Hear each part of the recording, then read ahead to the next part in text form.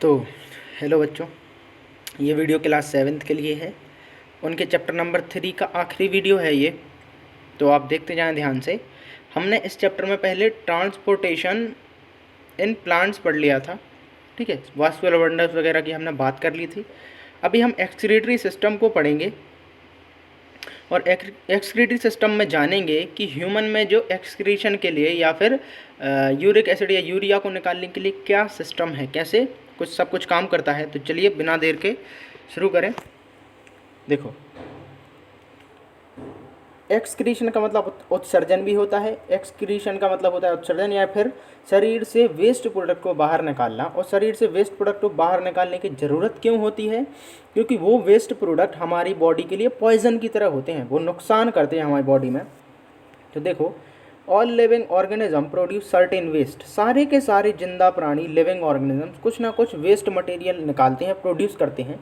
उन्होंने कुछ भी खाया तो उसके एवज में उनकी बॉडी कुछ वेस्ट प्रोडक्ट बनाएगी या फिर उत्सर्जित पदार्थ बनाएगी, वो पदार्थ जो हमारे लिए वेस्ट है, जो कचरा है, हमारे लिए ज़रूरत नहीं है। Waste products are often harmful for the body. और अक्सर ये वेस्ट प्रोडक्ट क्या है, हमारे शरीर के लिए हार्मफुल या नुकसानदायक होते हैं।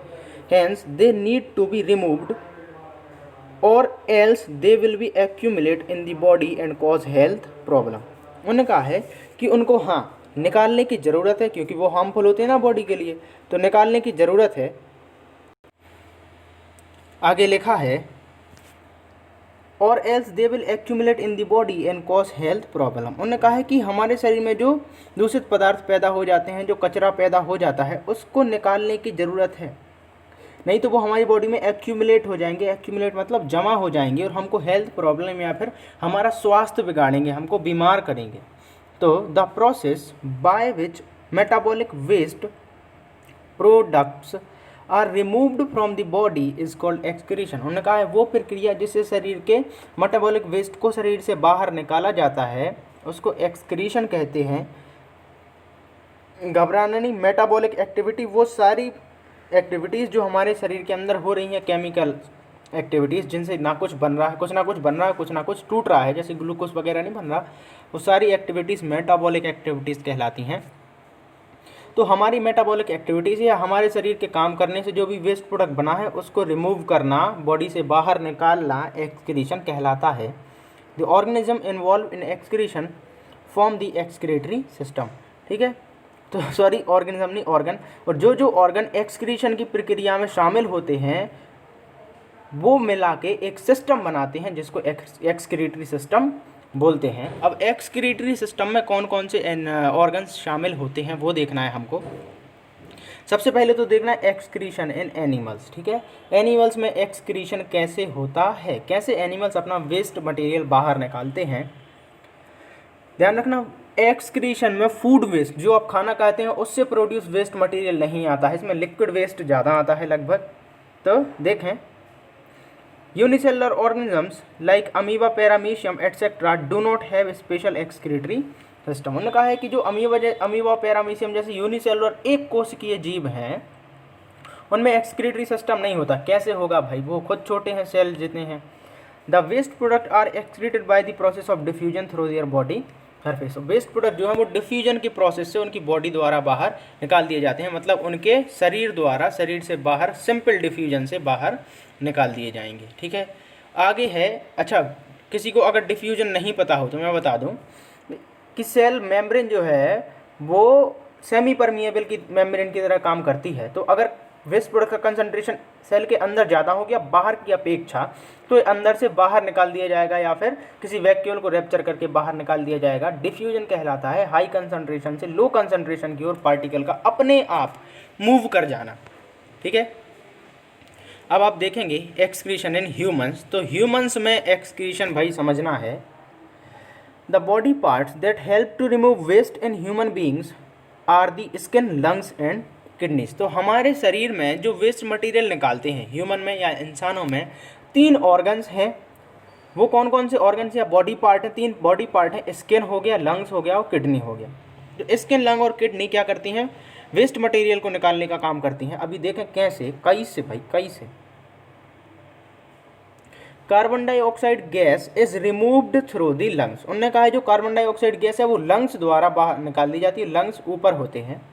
While salt and certain amount of water are removed through the pores in the skin. उन्होंने सर्टेन यानी कुछ, उन्होंने कहा है कि सॉल्ट यानी कि नमक और कुछ पानी की मात्रा रिमूव्ड यानी बाहर निकाल दी जाती है through the pores in the skin. Skin में जो पोर होते हैं, छोटे छोटे से छेद होते हैं जिनको रोम छिद्र भी बोलते हैं, जिनके ऊपर रोम होते हैं, तो रोम छिद्रों द्वारा कुछ सॉल्ट और वाटर बाहर निकाल दिया जाता है। तो कुछ वेस्ट सॉल्ट और वेस्ट वाटर बाहर निकाल दिया जाता है। अब आगे है लास्ट किडनी वाला काम।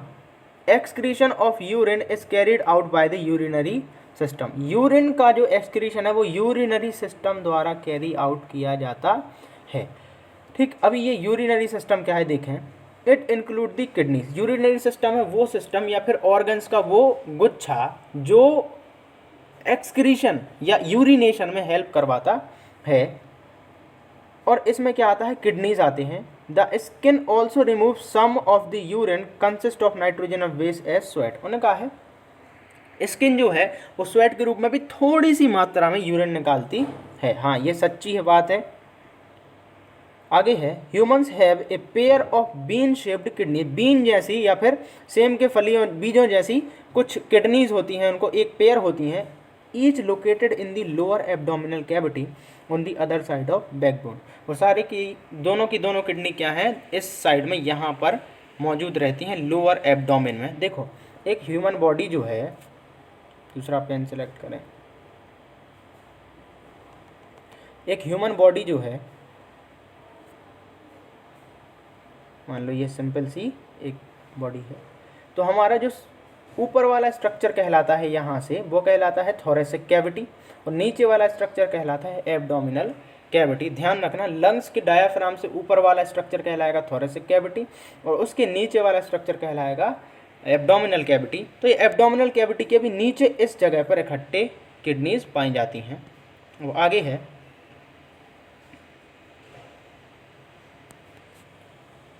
On the either side of backbone, यानी बैकबोन जो बीच में उसके आइदर साइड यानी दोनों ओर।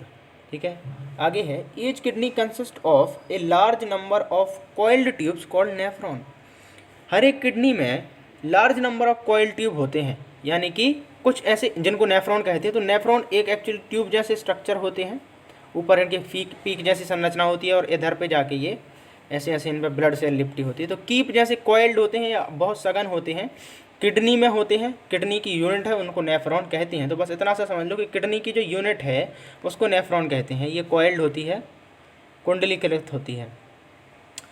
These nephron are the structural and functional unit of kidney. और नेफ्रॉन किडनी की स्ट्रक्चरल और फंक्शनल यूनिट हैं, यानी कि किडनी का काम यही करते हैं। ये बेसिक यूनिट है किडनी की। They act as filter and filter out waste product from the blood. उन्होंने कहा है वो फिल्टर की तरह काम करते हैं। जैसे फिल्टर गंदा पानी छान के साफ पानी ले आता है नीचे, वैसे ही ये नेफ्रॉन क्या करते हैं, गंदा रक्त छान के साफ रक्त, साफ ब्लड हमारी बॉडी में दे देते हैं। Each kidney contains about 1 million nephron. 1 million मतलब 10 लाख। तो हर एक किडनी में लगभग 10 लाख नेफ्रॉन्स होते हैं। समटाइम्स इवन यूजफुल सब्सटेंसेस मे गेट फिल्टर्ड। और कुछ समय यूजफुल सब्सटेंस इनसे नेफ्रॉन के कुछ हिस्से से जो है वो फिल्टर कर दिए जाते हैं। ठीक, तो आगे लिखा है in such cases they are absorb back into the blood. और फिर मान लो यहाँ से ये फिल्टर कर दिएगा, जैसे पानी हमको चाहिए, पानी बाहर निकाल दिएगा, तो ये वापस शरीर के द्वारा रीएब्जॉर्ब कर लिया जाता है। देखो सिंपल सी बात है, किडनी में एक यूनिट है नेफ्रॉन, ठीक है, वो क्या करती है, ब्लड को छानने का काम करेगी। इधर लगभग छन जाएगा और इधर पे फिर वेस्ट पहुंचा देगी। और अगर इस वेस्ट में कोई वाटर वगैरह चला गया, जो सॉल्ट चला गया हमको चाहिए है, ये वापस हमारी बॉडी में एब्जॉर्ब कर लिया जाएगा। नहीं तो जो यूरिन है वो यहाँ से यूरेथ्रा में भेज जाएगी, यूरेथ्रा से यूरिनरी ब्लैडर में पहुँचा दी जाएगी। ठीक है, सॉरी, यूरेटर से यूरिनरी में पहुँचाएगी, फिर यूरेथ्रा में जाएगी। ठीक है, अब आगे है समटाइम, अच्छा ये तो बता दिया। The waste are converted into urine and carried to the bladder to be removed from the body. उन्होंने कहा है जो वेस्ट हैं वो यूरिन में बदल दिया जाता है, यानी कि नेफ्रॉन में ब्लड आएगा। समझना, नेफ्रॉन में आया ब्लड, ये ऐसा होता है। इसमें सेल, ब्लड सेल भी लिपटी हुई होती हैं, ब्लड कैपिलरीज। यहाँ पे ब्लड आया और यहाँ से वो छन जाएगा, साफ साफ रक्त बाहर भेज दिया जाएगा और गंदा जो पानी वगैरह है वो यहाँ पर डाल दिया जाएगा। अब इसमें अगर थोड़ी यूज़फुल चीज़ें आ भी गई तो वो शरीर में वापस ले ली जाएंगी और जो वेस्ट है उसको यूरिन में बदल दिया जाएगा और यूरिन से कहाँ पर पहुँचाया जाएगा। ये यूरेटर है एक्चुअली, जो लंबा सा ये दिख रहा है तुमको, ये यूरेटर एक्चुअली है। ये यूरेटर कहाँ पर जाएगी, यूरिनरी ब्लैडर में। यूरिनरी ब्लैडर से कहाँ पर, यूरेथ्रा निकली हुई होगी, तो यूरेथ्रा पास आउट कर देगी यूरिन को बॉडी से बाहर। ठीक है, आगे लिखा है उन्होंने, इसी के बारे में बताया है।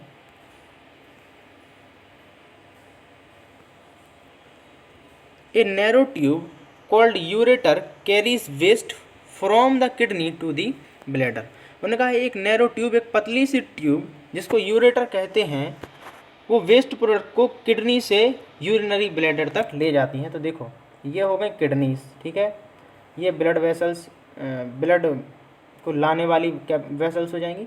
ठीक है, इनसे कुछ ये निकली रहेंगी स्ट्रक्चर, सॉरी ये यहाँ पर बन नहीं पा रहा है, तो मान लो ये है किडनीज और इनसे कुछ बॉल निकली रहेंगी। ये यूरिन वेस्ट को, ये है यूरिनरी ब्लैडर, यूरिनरी ब्लैडर, तो यूरिन वेस्ट को कुछ ट्यूब जैसी संरचना में ये बाहर आएगा इनसे, इसको क्या कहते हैं, यूरेथ्रा कहते हैं। अब आगे कहा गया है, सॉरी इनको यूरेटर्स कहते हैं, एक बार और सॉरी। ये जो देखो नाम सेम है जल्दी जल्दी के चक्कर में, तो ये जो बॉल आई हैं ये हैं यूरेटर, URETER, और ये है यूरेथ्रा, ये है यूरिनरी ब्लैडर, ये है किडनीज। देखो यहाँ पर पता चल जाएगा आपको, यहाँ पर शायद नाम भी दिए गए होंगे। देखो किडनी जो है वो ये है, ठीक है, आपको ध्यान नहीं देना है। उसके बाद ये है यूरेटर, ये दो आई हैं, ठीक है, और ये है यूरिनरी ब्लैडर, यहाँ से यूरेथ्रा से फिर पास आउट हो जाएगा वेस्ट मटेरियल। अब आगे कहा है it is stored in the bladder for some time. Urinary bladder में कुछ समय के लिए यूरिन को स्टोर किया जाता है।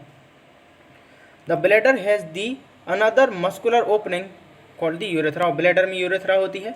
The urine is finally passed out through the urethra. Urethra से यूरिन बाहर निकाल दिया जाता है। The sphincter muscles in the urethra help in passing of urine. और स्पिंटर मसल्स होते हैं यूरेथ्रा में जो कि फोर्स करते हैं यूरिन को या वेस्ट मटेरियल को बाहर शरीर के ले जाने के।